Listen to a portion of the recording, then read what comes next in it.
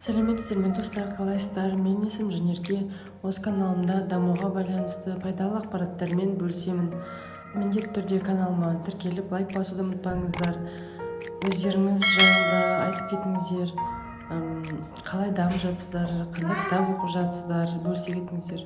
Осы видеода сіздермен «Думай и богатей» Наполеон Хилл мырзаның кітабымен қысқаша өз ойымды айтып бөліскім келіп отыр. Кітап маған өте қатты ұнады. Жалпы енді бұл ескі кітап қой. Бұл жерде ең маңызды, ең керекті дегендей ақпарат берілген менің ойымша. Мен енді бұл жерде көп нәрсені былай енді естуіміз бар, білеміз. Жалпы бұл кітапты мен баяғыда оқыдым, ұмытып қалдым, бірақ та мен тем более памятім нашар. Сондықтан біз қайта-қайта бір затты оқыған сайын біз оны миымызға жақсы кіргіземіз, оны меңгере алатын боламыз. Сондықтан осы кітапты бір оқып шығайын деп ойладым. Пайдасы көп, әрине. Тіпті бір кітапты оқығаннан кейін тағы да үйде тұрып оны қайта-қайта оқыған сайын бір күшті әсер аласың, жаңадан оны басқаша түсініп жатасың. Және де өзіңнің өміріңе ең бастысы сол білімді кіргізу, практика жүзінде. Оны кіргізбейінше оның ондай пайдасы болмайды. Сондықтан сіздерге осы кітап жайлы айтып өтейін. Сіздер де осы техниканы өміріңізде қолданыңыздар, кітапты оқып көріңіздер, сіздерге де пайдалы болсын. Жалпы кітаптың басында осы Наполеон Хилл мысли материальный деп бастайды кітапта. Оны мен басқа видеоларымда айтып өткем, жаңағы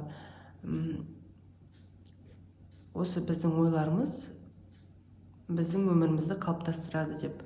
Біз не ойлаймыз, сол нәрселер біздің өмірімізге сәл уақыттан кейін келеді. Сондықтан жаңағы адамда бір үлкен арман, мақсат болу керек дейді. Мечтайте по-крупному дейді. Сол үшін сіз күшті армандауды білу қажетсіз. Мысалы, кейбірде бізде болады ғой, біз бірдемені қалап тұрамыз, бірақ та ойлаймыз, ой, ол мүмкін емес, болмаса, ол мен қолымнан келмейді, ол үшін менің ақшам жоқ деп өзімізге кедергілерді қойып тастаймыз. Олай болмау қажет. Сіз қаншама кедергілер бар болса да по-крупному армандап білу қажетсіз. Сол кезде ол сіздің өміріңізге міндетті түрде келеді. Осы кітапта бір жақсысы автор күшті мысалдармен, атақты адамдардың мысалдарымен, өміріндегі биографиясымен мысал келтіріп тұрады. Мысалы, упорство, жаңағы бір затты армандадың, енді соған жету үшін әрекет жасау керек. Жаңағы қажымас қайрат деп айтады ғой. Солай бір затты жетпейінше соған әрекет ете беру керек. Егер де сіз соны шын жүрегіңізбен қалап тұрсаңыз, қолды бір сілтеп қалдырып кетпеу керек. Осы жерде бір Банс деген кісінің, Эдисон деген мырзаның компаниясына орналасуы туралы мысал келтіріп айтады. Басында ол кісі тіпті ешқандай да қаражаты болмаған, түрі де, үстіндегі киімі де бәрі нашар болған. Бірақ та оның ең бастысы үлкен арманы болған. Сол Эдисон деген мырзаның жұмысына бірге компаньон болуға, соны басқаруға. Сол кезде сол кісінің жұмысына барып, маған жұмыс керек, мен сізбен осындай бірге жұмыс жасағым келеді деп айтқан кезде, сол Эдисон деген мырза оны жұмысқа алады екен. Не үшін деген кезде, ол кісінің жаңағы көзінде от жанары болды дейді. Сол жерге жұмыс жасағысы келгені бірден көрініп тұрды дейді. Оның жаңағы түрінен сол байқалып тұрды деп, сол үшін оны жұмысқа алған екен. Одан кейін қаншама жыл өте келе, сол кісі түбінде сол арманына жетеді. Сол жаққа басқарушы ретінде болып, Эдисонмен бірге жұмыс жасайды. Себебі ол кісі тіпті ойларында, ең бастысы ой ғой, ойында мен қайтсем де түбінде осы кісімен жұмыс жасаймын деп ойлаған. Ол мен бекер осыны істедім, мен бекер осында жұмыс жасап жүрмін, бұдан ештеме шықпайды деп ойлаған жоқ. Тек қана сол арманыма жетем, қайтсем де жетем деп ойлаған. Қаншама жылдар бойы сол себептен де түбінде осыған жетті. Осындай мысалдармен күшті мотивация беріп, бізді әр айтқан ойының дәлелімен келтіріп отырады автор. Сонысы маған ұнады.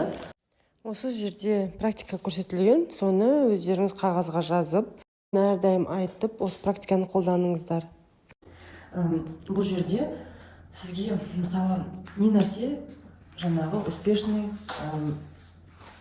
бай қуатты болуға, немесе ісіңіздің өрлеп бір жандануына қандай кедергілер бары көрсетілген. Мысалы 31 способ потерпеть поражение дейді. Жаңағы адамдардың енді генойында болады, олардың әлсіздігі, немесе өмірде нақты мақсатының болмауы, оның амбициясының болмауы, білімінің жаңағы өз ісіндегі білімінің жетіспеушілігі. Бұл жерде енді ары қарай білім алып, соны толықтыру кеңес етеді. Өзінің жаңағы дисциплинаның болмауы әр істе, денсаулықтың нашар болуы, оны да өзгертуге болады. Жаңағы денсаулығымызды дұрыстап, өзімізге күтім жасаймыз. Және де енді балалардың кішкентай кезіндегі қоршаған ортасы, оларға әсер еткен адамдар, оларға қараған адамдардың солардың әсері деп айтып жатады. Істі ертеңге қалдыру үлкен мысалы минус. Әр адамның өз ісіндегі настойчивость болмауы. Одан кейін адамдардың жаман тұстары, жаңағы алкогольдік ішім ішу, азарт, ойын ойнау деген сияқты. Адамдардың жаңағы өз ісіндегі нақты шешімдерінің болмауы, немесе көп ойлануы, осы дұрыс па, дұрыс емес па деп бір шешім қабылдай алмауы, оларды ісін тоқтатып қояды. Одан кейін кейбірде істерде тоқтап қалады. Одан кейін қорқыныштарының болуы, адамдардың ақшаны дұрыс ұстай алмауы, дұрыс адамдарды жұмысқа ала алмауы деген сияқты өте көп. Достар, енді сіздерге бір қысқаша болса да пайдалы ақпарат болсын деп осы видеоны түсірдім. Бұл жердегі барлық айтылған нәрсені айтып беру менің ойымша мүмкін емес. Ол деген өте ұзақ болып кетеді. Оны бірден оқыған, болмаса аудиокнигасын тыңдаған дұрыс. Әрбір жерінен, әрбір парағынан мен мысалы қарап ашып, өзіме пайдалы нәрсе ала аламын. Сондықтан сіздерге міндетті түрде оқуға кеңес етемін. Мен болғандарыңызға рахмет. Лайк басып, тіркеліп кетуді ұмытпаңыздар. Сау болыңыздар.